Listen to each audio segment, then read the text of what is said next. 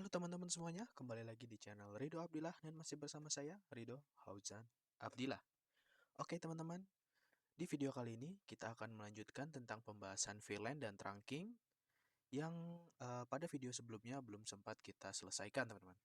Jadi di video kali ini adalah part 2 atau lanjutan dari pembahasan VLAN dan trunking yang dimana pembahasan VLAN dan trunkingnya bakalan selesai di video kali ini. Jadi langsung saja.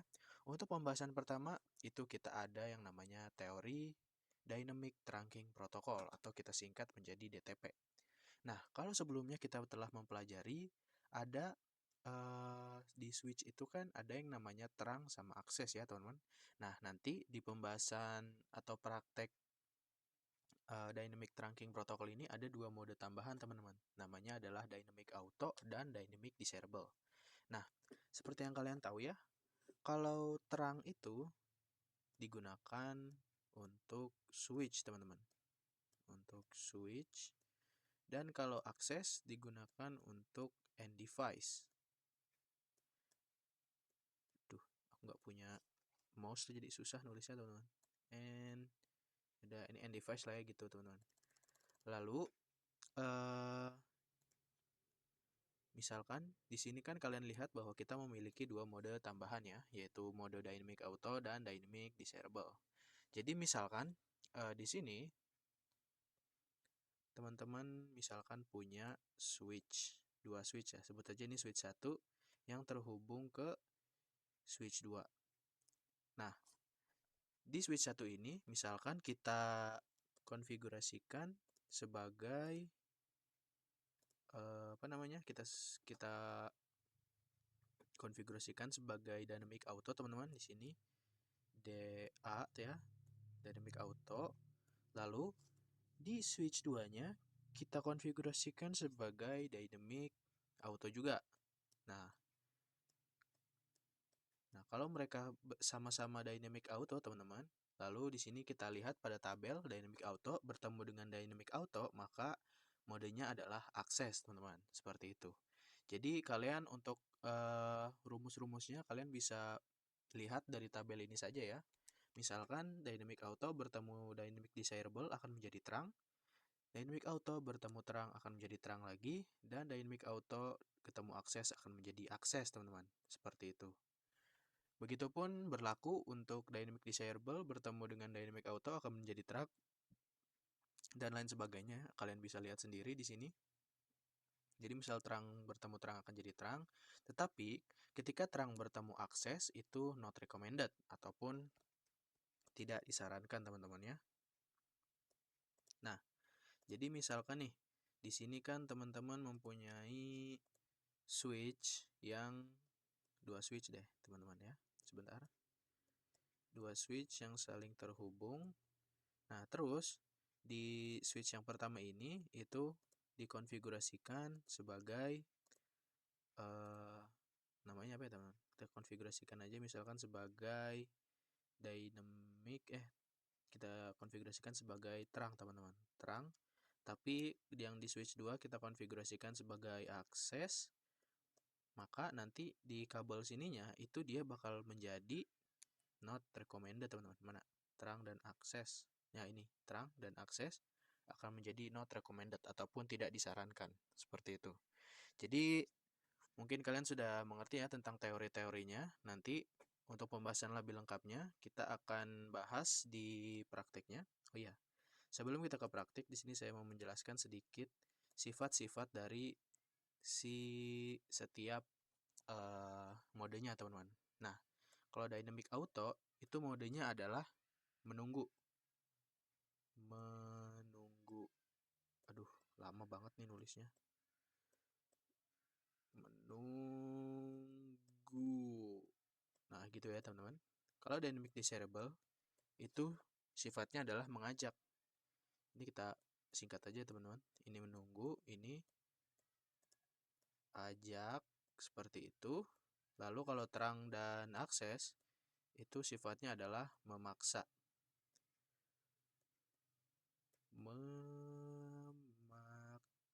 Aduh, susah banget tulisnya loh. Memaksa seperti itu. Nah, jadi Gimana sih maksudnya? Nah, misalkan saya akan beri contoh lagi. Kita memiliki switch 1, teman-teman, yang terhubung ke switch 2. Nah, di switch 1 ini misalkan dikonfigurasikan sebagai dynamic auto. Lalu di switch 2-nya kita konfigurasikan terang, teman-teman. Yang dimana kalau dynamic auto bertemu terang itu hasilnya adalah terang. Jadi si switch 1 ini kan sifatnya akan menunggu. Nah, switch 2 itu sifatnya memaksa. Jadi switch 2 memaksa si switch 1 ini menjadi terang, teman-teman. Seperti itu ya. Oke. Mungkin untuk penjelasan lebih lengkapnya akan saya jelaskan di eh, praktek di pembahasan selanjutnya. Jadi langsung aja kita ke prakteknya ya, teman-teman. Oke teman-teman, sekarang kita mulai ya tentang bagaimana untuk mempraktekkan DTP ini atau Dynamic Trunking Protokolnya. Nah, kalau sebelumnya itu kita sudah membahas tentang tabel-tabelnya teman-teman, yang ini ya. Nah, ini adalah tabel-tabelnya. Jadi bagaimana kalau Dynamic Auto bertemu Dynamic Auto jadi ini, Dynamic Auto ketemu Dynamic Desirable jadi ini, dan lain sebagainya ya. Sekarang langsung saja kita mulai lihat pada switch 1. Di sini kita lihat ya. Nah, kita masuk dulu ke mode privilege. Di sini kita bisa ketikkan command show interface FA01. Kenapa FA01? Karena interface FA01 lah yang terhubung ke switch selanjutnya atau switch 2. Lalu kita ketikkan switch port atau kita singkat menjadi SW juga boleh. Lalu kita enter. Dan teman-teman lihat pada defaultnya di sini untuk switch yang saya pakai itu kalian fokus ke bagian administratif mode sama operasional modenya ya. Jadi administratif mode itu sebagai modenya dan operasional mode adalah hasilnya. Seperti itu teman-teman. Nah, jadi kalau switch 4 kan dia menggunakan mode dynamic auto ya. Nah, sekarang saya mau lihat mode yang dimiliki oleh switch 2 ini. Kita masuk ke mode privilege and lalu show interface FA01 switch port. Nah, kalau kalian lihat di switch 2 ini dia juga sama menggunakan dynamic auto. Nah, kalau kita lihat pada tabel teman-teman, di sini dynamic auto bertemu dengan dynamic auto, maka hasilnya adalah akses, teman-teman, ya. Jadi kalian lihat di sini dynamic auto di switch 2 dan dynamic auto juga di switch 1, maka hasilnya adalah static access seperti itu. Nah, bagaimana kalau misalkan di switch 5 ini itu saya ganti dari dynamic auto ke dynamic desirable, teman-teman. Kan kalau sebelumnya dynamic auto itu menunggu bertemu menunggu, maka hasilnya adalah akses seperti itu. Sekarang kita akan coba bagaimana jika kita mengganti dari mode dynamic auto ini menjadi dynamic desirable. Coba ya. Kita masuk dulu ke interface FA0/1-nya. Lalu kita ketikkan switch port mode dynamic desirable seperti ini. Lalu kita enter. Oke. Nah, sekarang kita coba lihat lagi apakah sudah berubah teman-teman untuk hasilnya. Kita coba lihat ya. Do show interface FA01 switch port. Nah, kita lihat. Nah, di sini kalau kalian lihat di switch 5 itu sudah berubah menjadi dynamic desirable dan operational modenya adalah terang. Kenapa bisa terang? Karena di switch 4 kan sebelumnya masih dynamic auto ya teman-teman, yang sifatnya menunggu bertemu diajak, maka hasilnya adalah yang mengikuti yang diajak teman-teman. Kalau kalian lihat di pada table ini dynamic auto bertemu dynamic desirable ya, maka hasilnya akan menjadi terang seperti itu ya. Jadi kalian mungkin sudah mengerti ya teman-teman tentang bagaimana mengkonfigurasikan dynamic trunking protocol seperti itu. Dan selanjutnya coba misalkan kalau dari switch 1 ini saya ubah dari modenya ya, yang sebelumnya dynamic auto saya ubah menjadi terang teman-teman. Kalau kita lihat di sini dynamic terang bertemu dengan dynamic desirable, maka hasilnya akan menjadi terang juga. Coba kita ganti teman-teman. Kita masuk dulu ke mode konfigurasi, masuk ke interface FA01, lalu kita ganti modenya menjadi mode terang. Maka yang terjadi adalah yang nggak berubah teman-teman, hasilnya adalah tetap sama, terang ya, karena pada tabelnya juga rumusnya memang sudah seperti itu. Terang bertemu dynamic desirable, maka hasilnya adalah terang. Seperti itu ya teman-teman. Oke, mungkin untuk pembahasan selanjutnya kita akan membahas tentang apa itu tagged dan untagged teman-teman.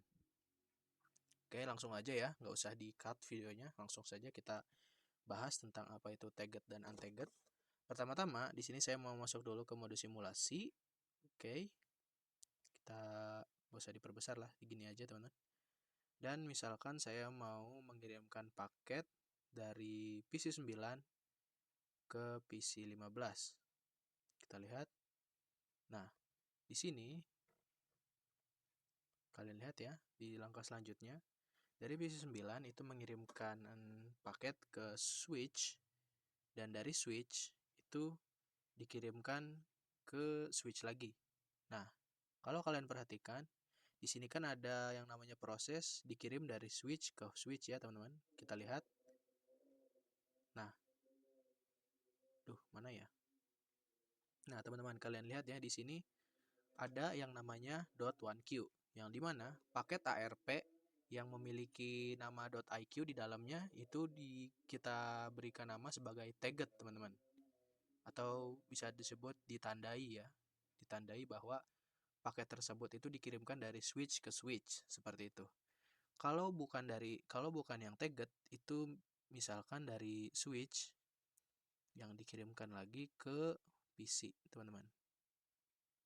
Nah, kalau seperti ini ya teman-teman, kita lihat nah kalau kalian lihat di sini kan nggak ada ininya ya, nggak ada .1q-nya, melainkan .1q-nya di sini, berarti itu termasuknya untagged atau tidak ditandai.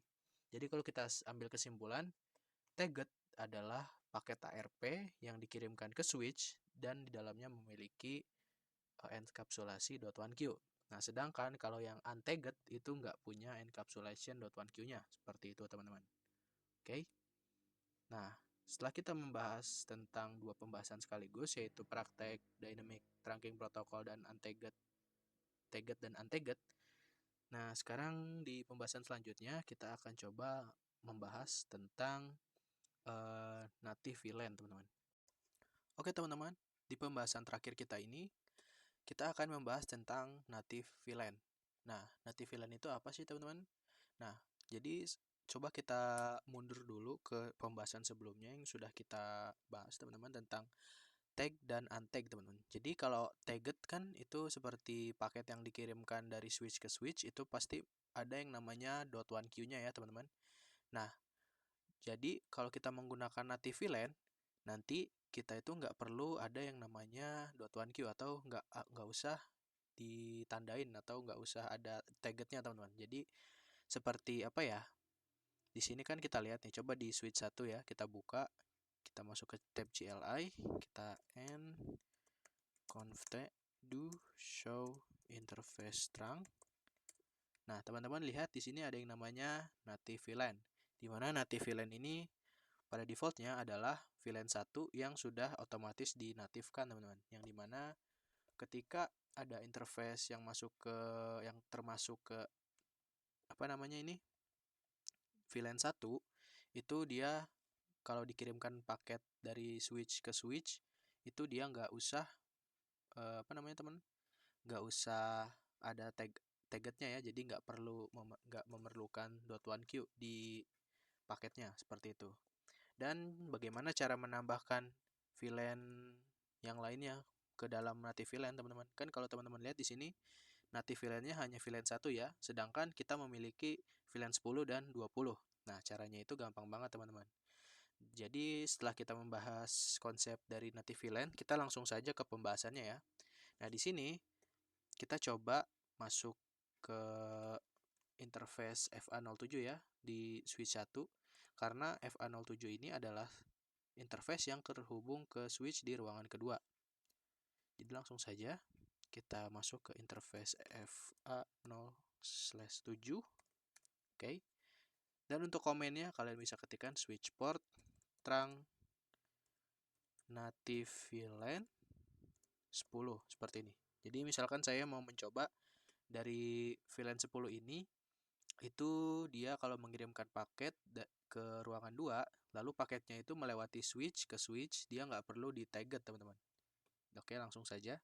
Switch port trunk native VLAN 10, kita enter. Oke, sekarang kita coba lihat lagi, do show interface trunk. Nah, sekarang kalian lihat native VLAN-nya itu berubah menjadi 10 ya, yang sebelumnya 1, sekarang menjadi 10. Seperti itu. Nah, sekarang kita coba konfigurasikan juga native VLAN pada switch keduanya. Kita coba ya teman-teman. Kita masuk ke mode konfigurasi global dulu. Oke. Masuk ke interface FA07. Karena di switch 2 juga FA07 ya yang terhubung ke switch di ruangan pertama. Lalu kita ketikkan komennya switch port trunk native VLAN 10. Kita enter. Oke, sudah teman-teman.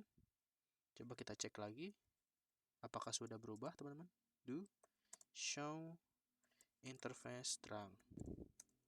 Nah, di sini teman-teman lihat bahwa untuk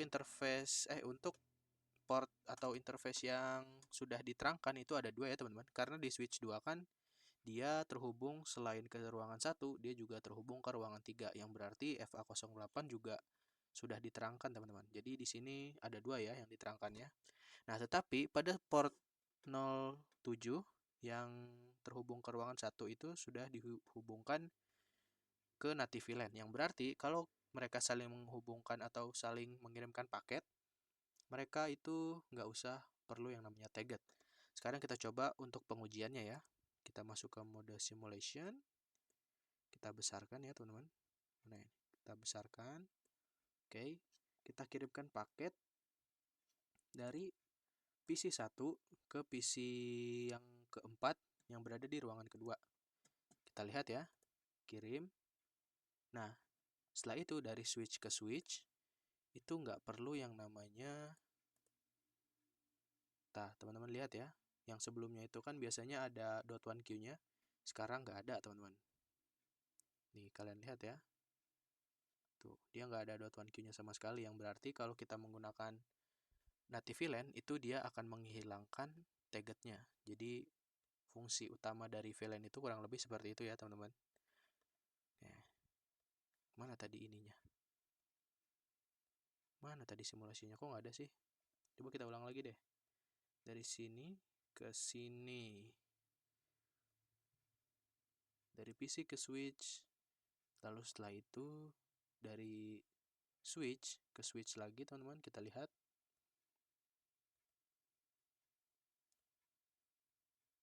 Buka dong. Mana ininya guys?